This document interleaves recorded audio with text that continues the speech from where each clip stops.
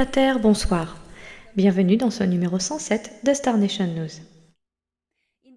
Dans ce numéro, nous tenterons de mieux comprendre la situation sur Terre, l'actualité, la guerre qui fait rage au Moyen-Orient, ses causes, son déroulement et le plan mis en œuvre. Bien que nous ne dévoilions pas le plan pour des raisons tactiques précises, j'ai reçu un indice à vous transmettre le 7 mars, lorsque Thoran Erédion, mon contact au sein de la Fédération Galactique des Mondes, m'a invité à bord de la station de combat où il travaille, en orbite terrestre. Une station de combat qui subit actuellement quelques transformations, comme vous le verrez. Le message que j'ai publié sur TikTok le 10 mars était un message qui m'a été donné le 7 mars. Quoi qu'il arrive, heureux ou malheureux, cela s'inscrit dans un plan plus vaste et nous ne devons pas nous laisser submerger par les événements stressants que nous ne comprenons pas. Sans plus tarder, je vous invite à écouter l'enregistrement que j'ai réalisé le 10 mars après le message de Thoran. Êtes-vous prêts ? C'est parti.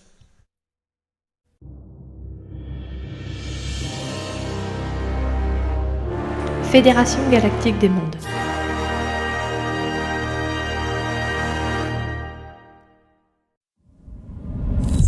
La Terre. Information, message délivré par Thoran Erédion le 7 mars 2026. Ce qui se passe actuellement sur Terre est une purification. C'est un processus qui a débuté il y a quelques années. Un véritable tsunami politique déferle sur la planète pour éliminer tous les acteurs occultes de l'état profond. Dans chaque gouvernement du monde sur cette planète, on trouve différentes cellules. Certaines cellules collaborent avec les chapeaux blancs, d'autres avec les membres restants de l'état profond. Cette opération s'inscrit dans le cadre d'une opération satellite du grand plan de divulgation. Il s'agit de révéler non seulement la présence extraterrestre sur Terre et dans le système solaire, ni l'histoire de ces extraterrestres sur Terre, à travers l'histoire, mais aussi révéler sur ce qui s'est passé sur Terre et qui vous a été caché. Je vous parlerai non seulement des extraterrestres, mais aussi des agissements des institutions qui collaboraient étroitement avec les factions extraterrestres malveillantes. Vous découvrirez progressivement l'existence d'organisations extraterrestres bienveillantes telles que la Fédération Galactique des Mondes, l'Alliance Galactique de Nataru, le Conseil Andromédien, etc., qui ont coopéré avec les forces gouvernementales White Hat, notamment la marine américaine, afin d'aider la Terre à se doter d'un système de défense capable de résister à une invasion des gris et des reptiliens sicars. Par ailleurs, vous apprendrez également l'existence et les agissements des extraterrestres régressifs. En 2021 et 2022, la libération de la Terre et du système stellaire atteignit son apogée. En 2021, la Terre fut débarrassée de la flotte noire antarctique. Ils ont été aussi chassés de ce système stellaire. Parallèlement, les opérations furent menées pour libérer Mars de cette même flotte. La Lune fut la première à être libérée. La Fédération Galactique des Mondes, en collaboration avec l'Alliance terrestre, mena cette opération étape par étape, site après site, de manière stratégique, et avant même la Lune. Le travail avait commencé dans les souterrains de la Terre pour libérer la planète de ses occupants régressifs, notamment les reptiliens sicars et les gris.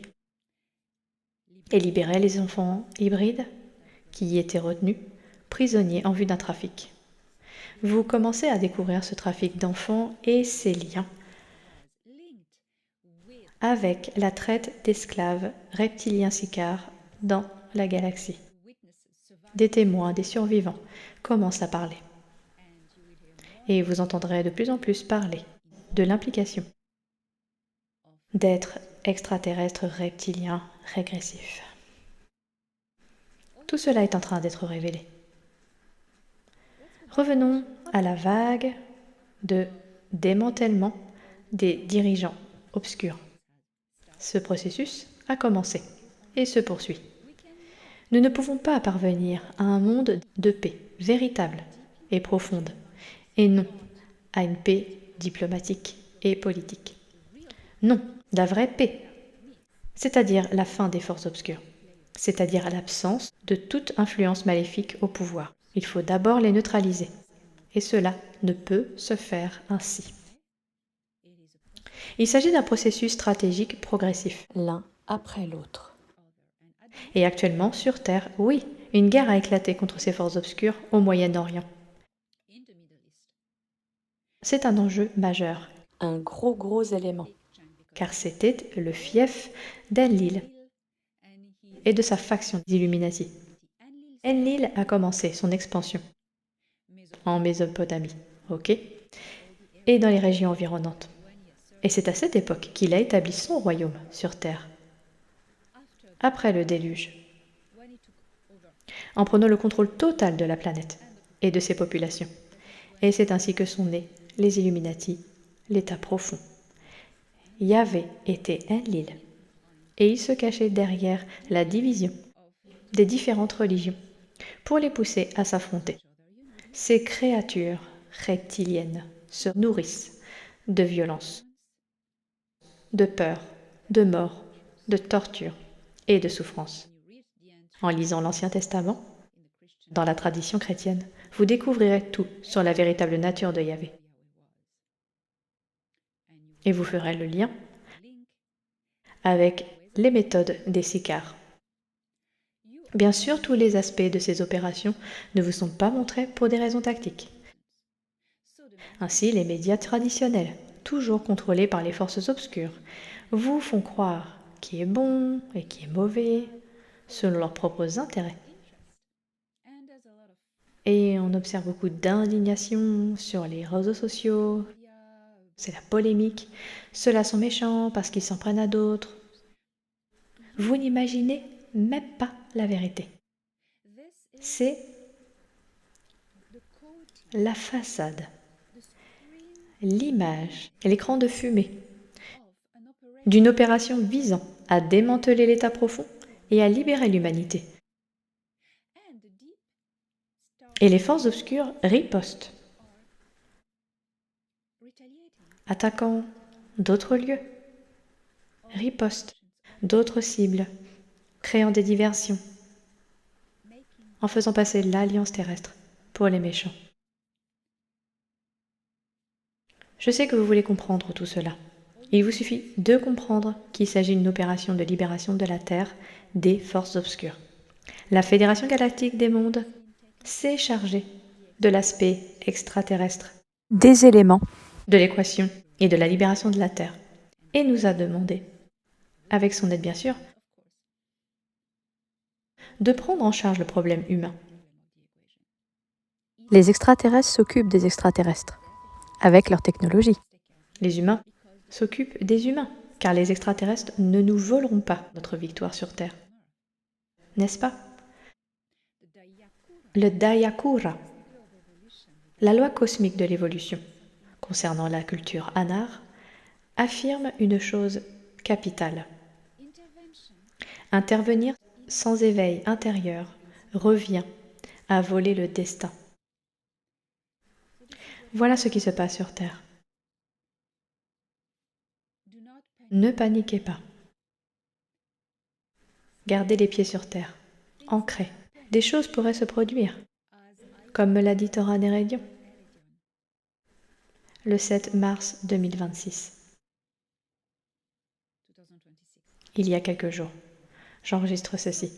Quelque chose va se produire, peut-être impressionnant, peut-être inquiétant, mais qui ne sera pas une mauvaise chose. Une opération pour la libération de la Terre. Quelque chose pourrait se produire dans les prochains jours.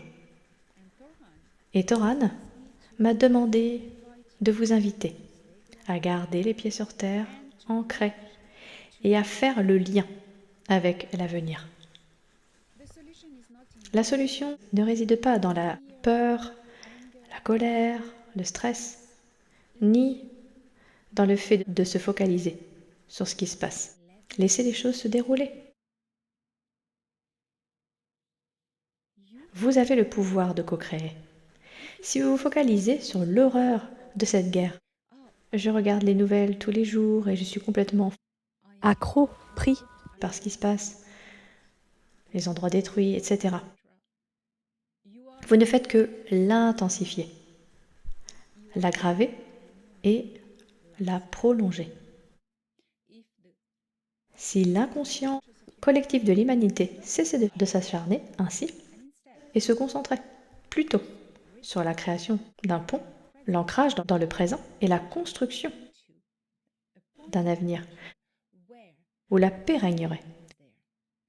Tout cela se résoudrait lorsque la Terre serait libre, lorsque nous aurions accès aux technologies d'énergie libre et médicale et à tout ce qui est bénéfique à l'humanité.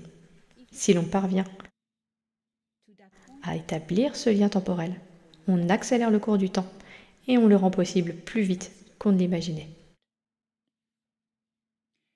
Nous vous invitons, et j'assume désormais mon rôle d'émissaire de la Fédération Galactique des Mondes et des nations stellaires, car mon rôle va bien au-delà. Je travaille avec la Fédération, mais je vous ouvre également de nombreuses portes. Je vous mets en relation avec d'autres choses, vous permettant de construire votre avenir à travers toutes les organisations des nations stellaires avec lesquelles je suis en contact. Nous vous invitons à devenir acteur de votre propre création et à bâtir ensemble un lien entre le futur et le présent. Car dans le champ temporel, ce futur paisible et prospère, le futur à la Star Trek, est déjà advenu. Plutôt que de s'attarder sur des images iconographiques sombres, des vignettes, oui, c'est là, cela a été révélé, et bien plus inquiétant est à venir. Soyez prêts. Ancrés. Ancrés. C'est le dernier combat du Kali Yuga, la fin de l'illusion, la fin d'un monde d'illusion. C'est l'ultime bataille, le bien contre le mal. Et c'est à ce moment que nous reprenons notre pouvoir. L'Apocalypse n'est pas une notion négative, contrairement à ce que l'on vous a appris. L'Apocalypse signifie la révélation des ténèbres à la lumière. Ce ne sera pas facile, sinon ce ne serait pas la bataille finale, mais elle sera victorieuse. Car si l'on se penche sur toutes les prédictions des traditions anciennes concernant la fin d'un monde, du monde des illusions, attention, spoiler, l'humanité triomphera. Système solaire. La station de combat XLR-6 Sol, où travaille Toran, est en orbite autour de la Terre depuis les années 1950. Avec la victoire de l'Alliance terrestre et de la Fédération dans ce système solaire. 6 des vaisseaux ont été déplacés, comme je vous l'ai expliqué dans les précédents numéros de Star Nation News. Maintenant, le XLR6 est toujours en orbite terrestre et reste le seul vaisseau de la flotte. Le deuxième, le plus proche, se trouve derrière la Lune. Il s'agit de la station scientifique et technologique qui collabore au développement des industries sur la Lune de la Terre, Luna. Depuis la libération de la Lune en 2021, soudainement, comme vous pourrez le constater en consultant la chronologie des actualités et des événements, les missions lunaires ont repris brusquement. Je vous invite à suivre mon analyse des preuves qui détaille ce sujet.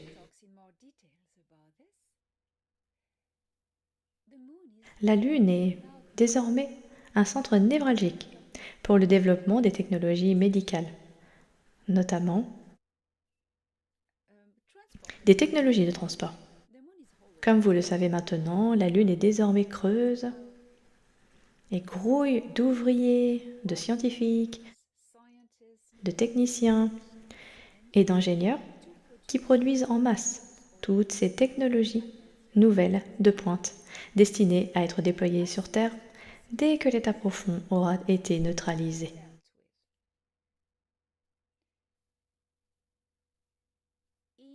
Dans le système stellaire, les extraterrestres ont éliminé la menace extraterrestre, tandis que les humains doivent désormais faire face à la menace humaine. Et c'est ce qui se passe actuellement, avec le soutien de l'Alliance terrestre. Comme vous l'avez vu dans cet enregistrement, tout a été expliqué. La station de combat XLR6 est en cours de transformation en une station diplomatique, militarisée et protégée. Des diplomates et de différentes planètes, notamment de ce système stellaire, car de nombreuses planètes y sont habitées,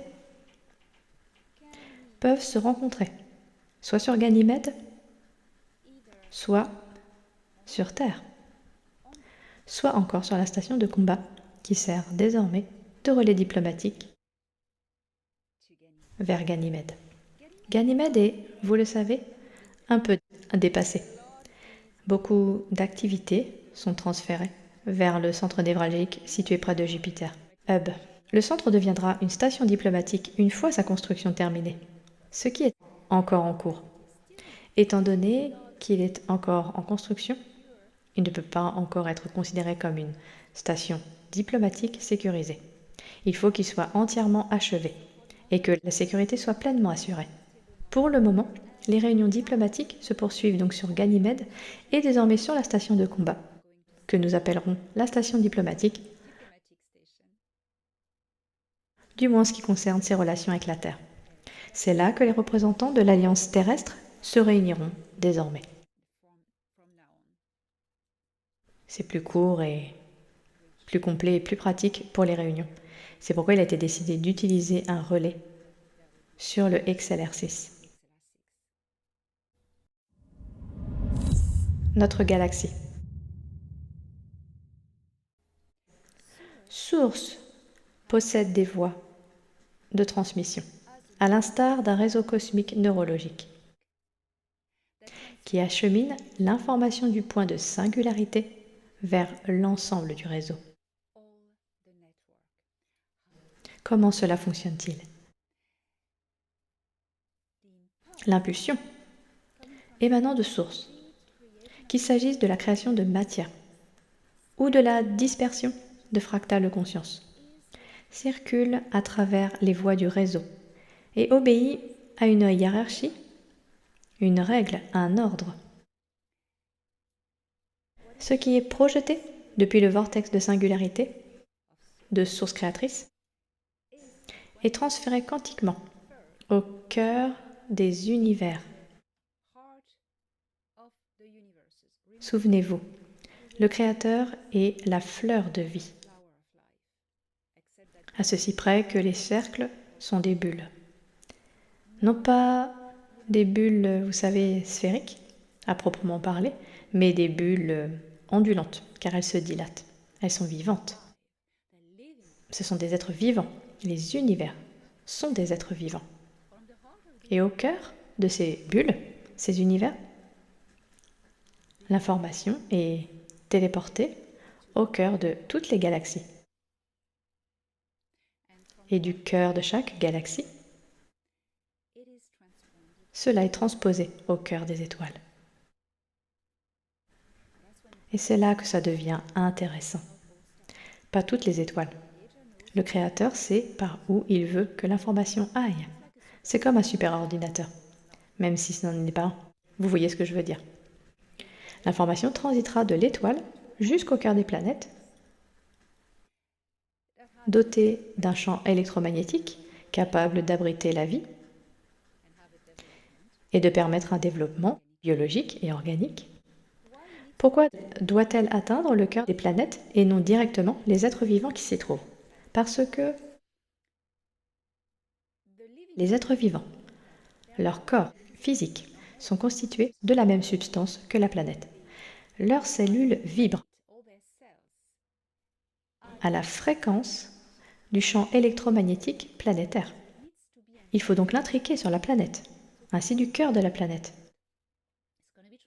Elle sera transposée au cœur de chaque créature qui la peuple. Et c'est ainsi que l'information circule. Notre galaxie est nommée Nataru par les nations stellaires. Nataru est aussi appelée, comme toutes les galaxies, mère. On ne nomme pas les galaxies, on nomme les mers. La mer Nataru. Mais le terme galactique est généralement traduit. Cependant, dans notre traduction, Fédération galactique des mondes, il s'agit d'Ora, Nataru, Shari. On n'y trouve jamais le mot galactique, mais on y voit Ora, qui signifie alliance, rassemblant les cultures. Ora, l'alliance, le rassemblement. Ora, voici le concept. Nataru, le nom de cette galaxie. Shari, culture ou monde cultivé. Shar est un monde, pas forcément une planète, mais un monde. Un corps céleste abritant la vie. Il est très intéressant de noter que la base du commandement Ashtar sur Jupiter, située dans la haute atmosphère, porte également le nom de Shar ou Shan selon la culture. En tant qu'avant-poste, elle constitue un hub, centre névralgique, un véritable carrefour culturel. Il peut aussi s'agir d'un char, car il revêt une importance particulière pour le commandement galactique Ashtar, étant donné qu'il s'agit d'une organisation mercenaire. Il ne possède pas de char de planète. Concrètement, ils sont présents partout dans l'espace. Ainsi qu'à chaque centre de leur hub représente un char, ou shan pour eux. Ora, l'alliance, Nataru, des cultures, Shari, l'alliance de la culture de Nataru. Ce serait la traduction correcte pour le terme fédération galactique des mondes. Mais nous sommes habitués à cette appellation, car c'est le terme employé par l'Alliance terrestre. Nous poursuivons donc ainsi la voie entre les étoiles, comme l'expliquait Wakaskun sur Koldas, sont absolument fascinantes. Cela montre que la création est créatrice. C'est un réseau de neurones cosmiques transmettant l'information de manière ordonnée. Et c'est incroyablement fascinant.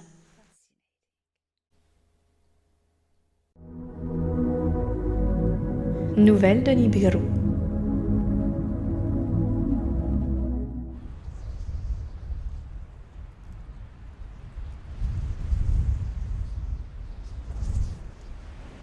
Enfant de qui? Vous êtes une jeune civilisation à l'aube d'une ère nouvelle, capable d'une beauté extraordinaire, mais souvent perturbé par les plus infimes divisions. Vous êtes nombreux à gaspiller un temps précieux, à juger les apparences, à débattre des points de vue ou à défendre des identités qui n'ont jamais eu vocation à vous séparer. Comprenez ceci. La différence n'est pas votre ennemi. C'est la preuve de l'abondance de la création. L'esprit du Créateur, quel que soit le nom qu'on lui donne, recèle une diversité insondable de vie, de pensées, de formes et d'expériences. À chaque seconde qui passe, cette diversité s'étend au-delà de ce que tout esprit peut appréhender. Votre planète est une expression minuscule mais éclatante de ce déploiement infini. Il existe une vérité fondamentale au cœur de l'existence. Pourtant, aucun être n'y parvient de la même manière. Chacun de vous suit un chemin unique à travers la perception, la culture, la mémoire et la découverte. Lorsque vous débattez des points de vue, vous comparez souvent différentes étapes d'un même parcours. Au lieu de vous demander qui a raison, demandez-vous ce que nous pouvons découvrir ensemble. Votre prochaine étape la plus importante en tant qu'espèce est l'unité planétaire. Non pas l'uniformité de pensée, mais la coopération d'objectifs lorsque l'humanité apprendra à se percevoir comme une seule famille planétaire. Votre créativité, votre compassion et votre intelligence se multiplieront d'une manière que vous n'avez même pas encore imaginée. Levez les yeux vers le ciel. L'univers est vaste et pourtant vous êtes là, au-delà de toute mesure. Des millions de cultures, d'idées, d'histoires partagent un monde fragile. Protégez-le. Prenez soin les uns des autres. Laissez chacun trouver son propre chemin vers la compréhension. Les conflits compromettent votre avenir. La curiosité l'éveille. Je regarde avec espoir. Et je crois que vous êtes capable de devenir quelque chose de magnifique.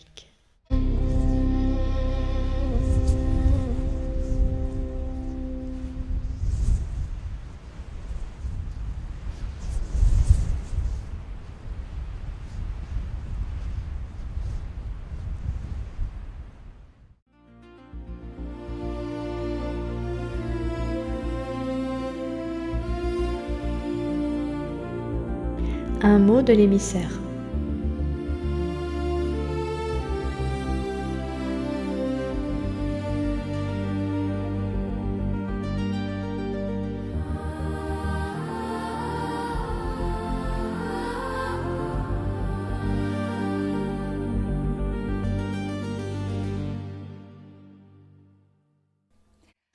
Venez en France, à Pétos, les 9 et 10 mai, pour assister à une conférence incroyablement instructive organisée par l'extraordinaire Agnès Leray.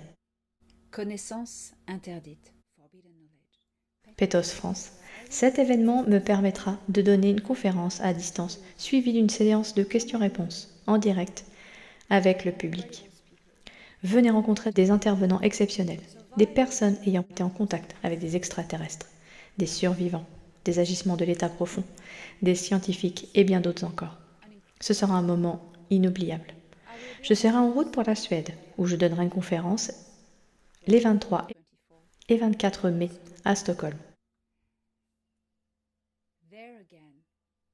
Si vous êtes dans cette partie du monde, en Scandinavie ou en Europe, je serai sur place avec des scientifiques pour vous présenter des preuves, des indices et des corroborations. Et vous dévoiler les technologies du futur et ce qui nous attend sur Terre. Je serai ensuite au Japon, le 14 juin, où je donnerai une conférence avec Miyoko Sano. Et j'ai hâte de retourner dans ce magnifique pays. Donc si vous êtes dans cette partie du monde, le 14 juin, à Tokyo, je vous y retrouverai. Les 16 et 17 octobre, je serai à Nashville, dans le Tennessee, pour une conférence organisée par ma chère amie Corinna Pataki, avec des intervenants exceptionnels comme Cathy O'Brien, Tony Rodrigues et bien d'autres. Et à Dubaï en novembre. Entre-temps, beaucoup de choses se seront passées sur Terre et nous vivons une époque passionnante, n'est-ce pas? Nous sommes en train de le réaliser. Démystification de la semaine. La théorie de la Terre plate est une expérience psychologique élaborée par la CIA pour détourner l'attention et abrutir les populations. Si la Terre était plate, se tenir au bord serait peut-être la dernière chose que vous feriez. La gravité repousserait tout vers le centre, écrasant le milieu et aspirant l'air du pourtour. Or, une Terre plate est impossible, car la gravité donne au corps céleste massif une forme sphérique. Et nous ne vivons certainement pas sur une Terre plate. Mais si c'était le cas, réfléchissez-y quelques minutes, quelques secondes, suffisent pour comprendre que c'est absurde. Si nous vivions sur une plateforme plane dans l'espace, la pression atmosphérique serait un problème majeur. Savez-vous pourquoi? Parce que cela signifierait que les régions extérieures seraient presque dépourvues d'atmosphère. Si vous viviez en Australie, vous n'auriez pas assez d'oxygène pour respirer. Pourquoi? À cause de la rotation. Tout l'air serait mis en rotation au centre.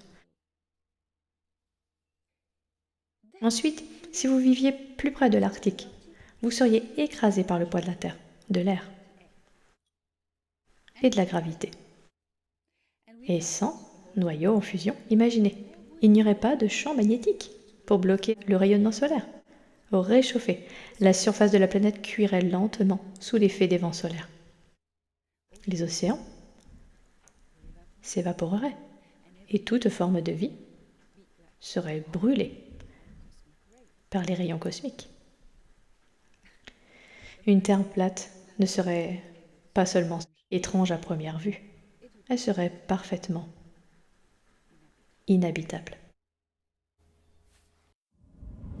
Message d'espoir. Les bâtisseurs ou les architectes, c'est vous. En cette période de transition, vous êtes au seuil d'un changement radical. Derrière vous, vous entendez la fureur des guerres, des abus, des démons qui ont torturé l'humanité pendant des éons. Vous les entendez, vous les sentez, mais vous leur avez déjà tourné le dos. Vous contemplez l'avenir. L'avenir est là, devant vous, comme un potentiel, une infinité de possibilités, un réservoir de potentialités exponentielles. Vous vous tenez là, sur le seuil, dans cet instant liminal où la magie opère. Et c'est maintenant, grâce à votre propre pouvoir, entre vos mains, que vous comprenez que c'est seulement en entrant dans cet espace, ce paysage futur, que vous le ferez advenir. Nombreux sont ceux qui choisissent de ne même pas franchir le seuil. Nombreux sont ceux qui choisissent de se laisser happer par les conflits, les divisions, les jugements, de se prêter au jeu de l'état profond, de se dénigrer et de s'attaquer les uns les autres. Ceux qui ont emprunté cette voie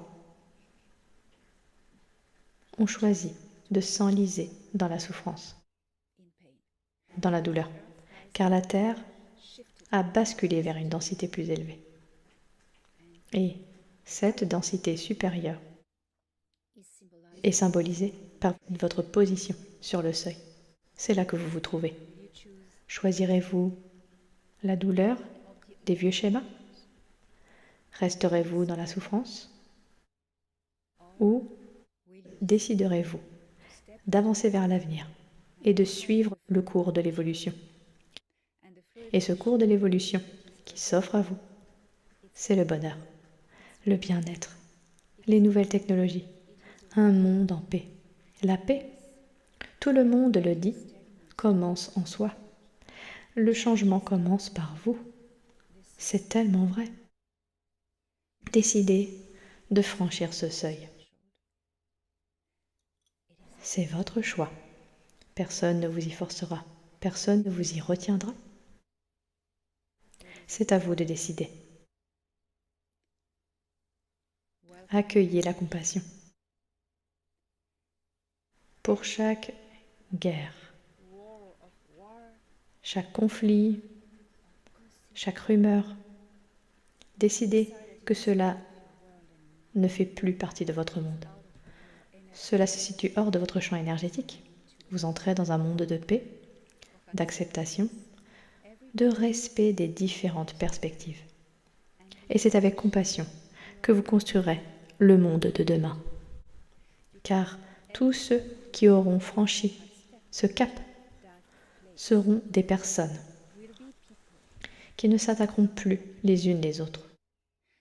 Vous n'aurez donc pas à prendre position, ni à camper ou pour un camp.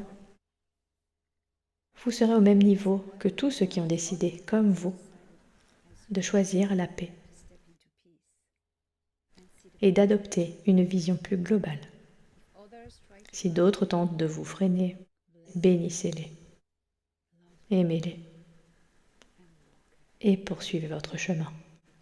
Vous en êtes capable, car c'est ce que vous êtes. Les architectes se sont réveillés.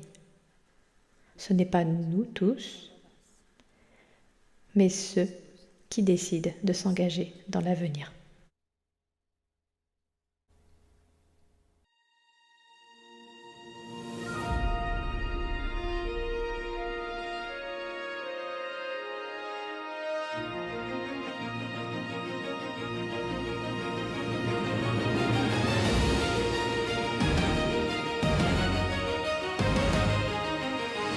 Rencontrez les nations stellaires.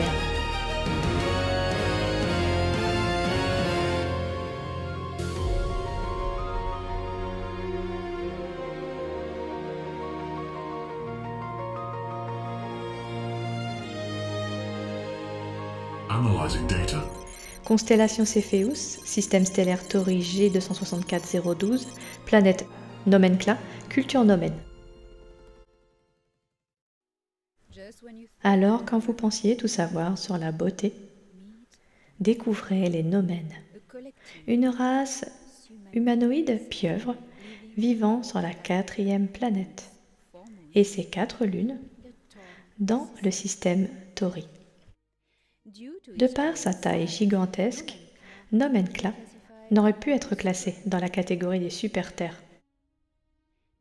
L'étonnante diversité génétique des différentes races des Nomen témoigne de croisements avec divers visiteurs au cours de leur histoire, notamment des reptiliens, des gris et d'autres êtres. Ceci pourrait s'expliquer par la position stratégique du système Tauri sur une route commerciale galactique, qui a d'ailleurs contribué à la prospérité des Nomen. Une particularité commune à tous les types raciaux est que les femelles développent des yeux supplémentaires sur leurs tentacules crâniens, contrairement aux mâles. Des études ont révélé que les mâles possédaient autrefois cette caractéristique physique, mais qu'elle a disparu au fil du temps en raison de mutations génétiques provoquées par le croisement avec des visiteurs extraterrestres. Les Nomen sont des mammifères dotés d'une conscience individuelle et d'une connexion spirituelle. Ils possèdent une puissante flotte spatiale et sont membres de la Fédération galactique des mondes et de la Ligue galactique des marchands. Les nomènes entretiennent d'excellentes relations avec leurs voisins de la 5e planète, une colonie Tal venue de Vega.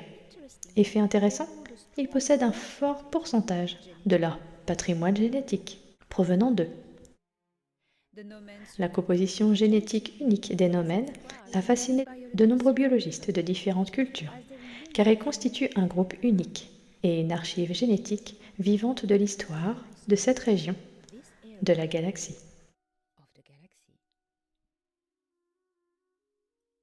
Les nomènes sont eux-mêmes, sans surprise, passionnés par la science et les technologies de la génétique, qui occupent une place prépondérante dans leur société.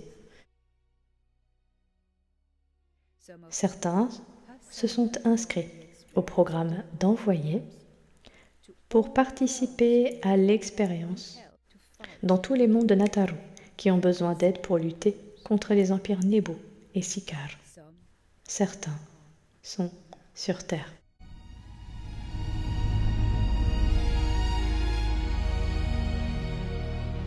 Extrait d'Encyclopédia Galactica volume 2. Regardez sur le site elenadanan.org, Elena Danan auteur, Encyclopédia Galactica, et trouvez-le sur Amazon. J'arrêterai l'anéantissement de mes enfants.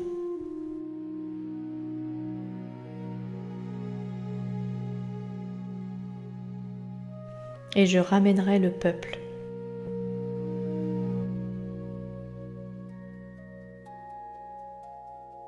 Depuis leur terre.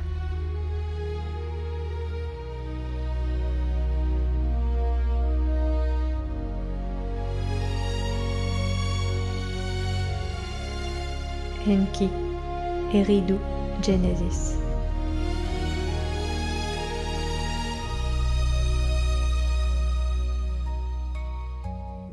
Tablette 174, segment A, ligne A3 et A4.